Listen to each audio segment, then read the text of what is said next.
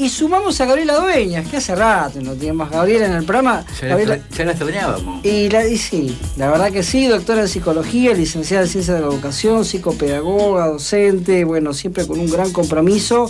Muy querida Gabriela por nosotros, mucha gente, siempre ahí con el compromiso fuerte. Para, bueno, tratar de charlar, ¿no? Esto que venimos compartiendo, y de paso te comento, Gabriela, que estamos con Zuleika Rodríguez García, médica clínica, aquí ella trabaja en la guardia del Hospital Regional aquí en la ciudad de Mar del Plata, y Laila Benazayac también, ¿no? Trabajadora del hospital. ¿Cómo estás, Gabriela? Hola, Pablo. Re largo, Gabriela, te estamos haciendo esperar. Dos cosas primero. Sí. Lo primero que te quiero decir es que les mando un abrazo enorme, porque ustedes son comunicadores sociales, son periodistas, están haciendo periodismo, y en el día de ustedes, bueno, un abrazo inmenso y unas gracias infinitas por ejemplo, visibilizar estos temas que hoy traen con el programa para el que me convocaron, y también aprovecho en relación al tema de hoy, contarles primero que la pandemia no pasó. De hecho, yo estoy tratando de salir del COVID. Y segundo, me estás contando que estás ahí con médicas de Mar del Plata, y la verdad es que las médicas, los médicos, los enfermeros, las enfermeras, los kinesiólogos, bueno, todos los trabajadores de los equipos de salud han sido realmente héroes a los que tenemos que estar inmensamente agradecidos, y eso es algo que se ha perdido y que hay que tratar de recuperar, y eso es lo que están haciendo ustedes como periodistas, como comunicadores, ¿no? Visibilizar lo que se vivió durante la pandemia dura, porque insisto, la pandemia no terminó, sí. Estaremos entrando en la fase endémica, pero todavía seguimos, hay que seguirse cuidando, y cuidando a los que nos cuidan, ¿sí? Porque la verdad es que se vieron absolutamente sobrepasados, agobiados, arrasados por lo que fue, bueno, este COVID-19 en el 2020, luego en el 2021 en la segunda ola, también en la tercera ola, que nos agarró ya en verano, ahí ya afectó más a las áreas, bueno, lo sabrán los médicos que están charlando con ustedes, las médicas, a lo que es el nivel primario de atención primaria, y no tanto a las unidades de terapia intensiva gracias a las vacunas. Pero, bueno, la verdad es que les mando a todos y a todas los que están allí mi abrazo, mi agradecimiento, mis felicitaciones por la tarea que realizan entre todos y todas, que no hay otra forma de hacerla si no es articulándonos, ¿no es cierto? Porque, bueno, hablando de salud, la comunicación en salud es fundamental, y se vio y se visibilizó durante la pandemia, ¿sí?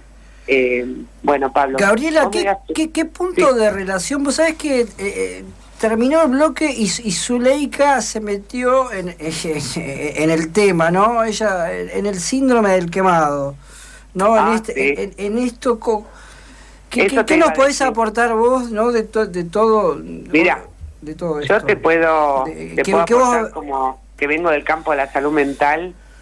Literalmente que sobre todo los trabajadores de la salud, todos los esenciales, pero de la salud, en educación también pasó algo de esto, pero los de la salud realmente fueron arrasados por esta pandemia, arrasados a nivel salud mental, porque el desborde de cantidad de casos, la gravedad de los casos, la falta de recursos, lo inesperado, lo incierto, todo lo desconocido que tuvieron que enfrentar, de verdad que los arrasó, y eso lo estamos viendo ahora a partir de distintos indicadores o síntomas, para hablar en términos médicos, ¿no? Uno de ellos tiene que ver con la fuerte migración que se está produciendo de trabajadores de la salud hacia otras áreas. Se quieren ir del campo de la salud porque quedaron quemados en el sentido de que esto también se vivió en términos de violencia, ¿no? Violencia institucional, violencia, porque fue tal la sobreexigencia que padecieron y tan grande el desconocimiento que vino después, que yo creo que en algún momento lo comparé con los soldados que fueron a Malvinas, no me refiero a los conscriptos, ¿no? Que fueron a Malvinas, que pusieron la vida en juego por nuestra patria, por la soberanía de las islas, y a su regreso fueron invisibilizados, silenciados durante cerca de 20 años. hasta que recién luego se empezó a recordar, vi unos pibes de 18 años que fueron a dar la vida en Malvinas, y ahí recién, después de 20 años, se comenzó a visibilizarlos y hablar de ellos como héroes, un poco tarde. Ya estaban quemados más de uno, justamente por la falta de este reconocimiento que funciona a modo de reparación del daño, que por supuesto no fue intencional, no fue generado por nadie a propósito. La pandemia no fue algo que se buscó hacer para arrasar con los trabajadores de la salud, de ninguna manera, pero frente al daño que padecieron, la reparación desde simbólica hasta material debió haber sido inmediata y durante el proceso mismo, que no lo ha sido ni lo es, ¿sí? Y el acceso a espacios donde puedan tramitar lo que han vivido a través de la palabra, compartir experiencias, llorar lo que haya que llorar, porque el dolor, la dimensión del dolor, a pesar de que, por ejemplo, los médicos, las médicas, las enfermeras, los intensivistas están preparados para eso, yo los escuchaba decir que jamás tuvieron la experiencia, los que estaban vivos en la trinchera, de ver esa cantidad de casos al límite, esos niveles de padecimiento, las familias llorando en las veredas. Pues, o sea, yo tengo anécdotas y situaciones realmente de un nivel de dolor, de arrasamiento, de tragedia, que la única manera que se pueda tramitar y que el sujeto que lo protagonizó en la trinchera no lo viva como una violencia, porque por eso hablan del síndrome del quemado, ¿no? Y nos migren. Tenemos estos dos fenómenos, ¿no? Los más sanos, diría yo, que migran, huyen del sistema de salud, y están los que se han quedado, pero están haciendo síntomas desde crisis de angustia hasta ansiedades, problemas, trastornos en el sueño, de alimentación, e incluso muchos cuadros de enfermedades, ¿no? Se han disparado enfermedades, por ejemplo, cáncer, enfermedades del sistema autoinmune, que también lo vimos en el 2001, ¿no? Cómo habían aumentado la cantidad de enfermedades que tienen que ver con las somatizaciones, y esto tiene que ver con esa violencia que se padece, en lugar de poderla expresar y poner en palabras, sacarla, ponerla fuera para poderla tramitar, se vuelve contra el propio sujeto, implosionando sería, ¿no? Y disparando este tipo de cuadros. Bueno, eso los médicos y las médicas que tenés ahí seguramente lo saben, y lo sabe todo el mundo, ¿no? O sea, no hay mejor tratamiento para este tipo de experiencias tan duras que apelar a la palabra y a compartir la palabra con otros, el nosotros, con los que nos interpeló la propia pandemia, ¿no? Sabíamos desde un principio que, porque era un virus que bueno, de carácter por su contagiosidad comunitario, nos interpelaba como comunidad, ¿sí? O dábamos una respuesta en forma comunitaria, o los que se jugaban cada uno hacia la suya. Bueno, esos eran justamente los que más daño generaron y siguen generando hasta el día de hoy, que no termina de circular, de dar vuelta el virus por el planeta, porque están los que no se quieren vacunar, los que no quieren usar barbijos, e insisten en priorizar sus propias libertades por encima del bien común, ¿no? Es una libertad malentendida. Y en relación a esto de lo comunitario y de trabajar en red, también te puedo hacer referencia que me tocó desde la Agencia Nacional de Discapacidad, sí, coordinar un equipo interdisciplinario e intersectorial que se armó sobre la marcha para acompañar a los hogares para personas con discapacidad que estaban siendo impactados por COVID.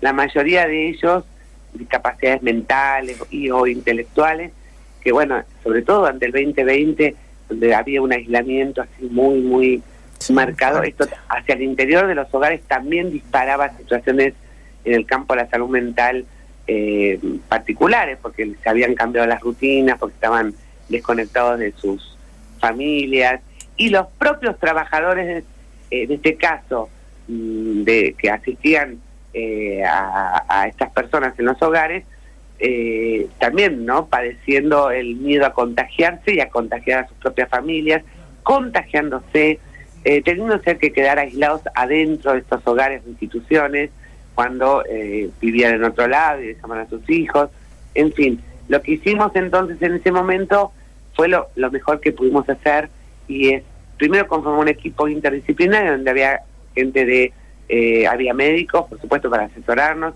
había psicólogos, trabajadores sociales, abogados también, porque se planteaban permanentemente cuestiones legales serias, vinculadas a temáticas en especial del campo de la discapacidad en salud mental, porque bueno, había hospitales generales que ante la necesidad de internar a una persona por COVID que estaba saturando mal oxígeno, estaba con todos los indicadores de alto riesgo, como eran pacientes psiquiátricos, se negaban a internarlos. Y también ponerse en el lugar del hospital o de la institución que atendía, digamos, a la salud desde el COVID, estos hospitales generales, porque también es cierto que la llegada, por ejemplo, de algunos de estos pacientes alteraba todas las estrictas medidas y las rigurosas medidas que había que tener para evitar los contagios, ¿no? Entonces, bueno, fuimos pensando distintos tipos de cosas, sabíamos que la ley exige, como corresponde, que no sean rechazados de ningún hospital general las personas con este tipo de padecimientos, y menos aún cuando estaban con COVID y necesitaban por ahí estar controlados para no terminar en un respirador, y a veces terminaban en un respirador, y hay mucho desconocimiento, ¿no?, por parte de los trabajadores de la salud de los hospitales generales, pero también era tal el nivel de demanda que tenían que uno no les podía pedir, además, que atendieran a estados de descompensación o de delirio, o que además de la medicación para el COVID articularan y vieran cómo no alterar los planes o los esquemas de medicación psiquiátrica que estaban tomando. En fin, fue sumamente complejo, y lo fuimos acompañando desde gentes de equipos de salud,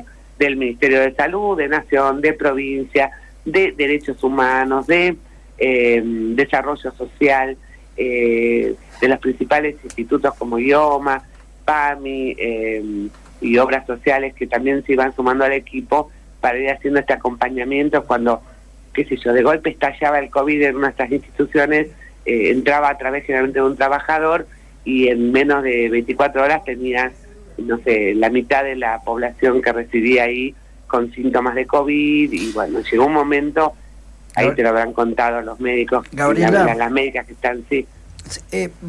Vamos a ir cerrando el programa. Exacto. No.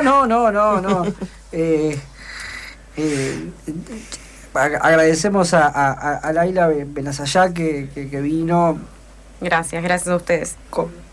Algún pedacito, si querés hacer un comentario más, igual que Zuleika Rodríguez García, que bueno, han estado todo el programa, ¿no?, de Sanos de la Azotea, y no sé, tantas cosas quedan, Luis, con esto, que es terrible, ¿no?, porque no creo que entre tantas vivencias, comentarios, anécdotas, a mí la pregunta que me queda es si estamos a tiempo de parar, no sé si decirlo futbolísticamente, parar la pelota y decir, bueno, vamos a abrir esta caja, ¿qué pasó acá? ¿No? Si lo va a hacer el Estado, si lo haremos como sociedad, esa es la gran pregunta, que por lo menos me queda a mí. Para mí, si la tengo que contestar a la pregunta, me parece que es un poco de las dos cosas, ¿no? Como sociedad y desde el Estado. Y que hay forma de mejorarla. No sé si parar la pelota y decir, bueno, vuelvo atrás, qué fue lo que pasó y todo. La memoria siempre ahí tiene que estar, pero ¿qué pasa acá en adelante? Va a haber que abrir. Sí, hay mucho que podemos aprender, porque la salud se sigue afectando. Quizás esto quizás no va a ser el último. Ojalá que nuestra generación fuera el último, pero los pronósticos como que dicen que no. Entonces, como que aprender para futuras cosas, y creo que cada uno tiene que buscar también el crecimiento de todo este proceso. No solamente cada uno, sino los equipos de trabajo en general. Sí, yo a pesar de las broncas, de las emociones, volví a estar donde estuve. Sí, totalmente.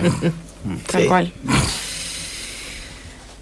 Bueno, respecto, Pablo, a lo que estabas preguntando, digo, nunca es tarde sí. para abrir la caja de Pandora que vos decías, la caja, yo diría la caja negra, ¿no? Sí. Yo, más que caja de Pandora, porque nunca es tarde para poder destapar la olla, porque todo lo que queda encriptado, sin articular con la palabra, está siempre en la memoria y termina estallando de la manera menos saludable posible. No tarde o temprano, nada se pierde, todo se transforma. Entonces nunca es tarde y creo que hay que hacerlo desde el Estado, por supuesto, es su responsabilidad, pero también desde la comunidad, ¿no?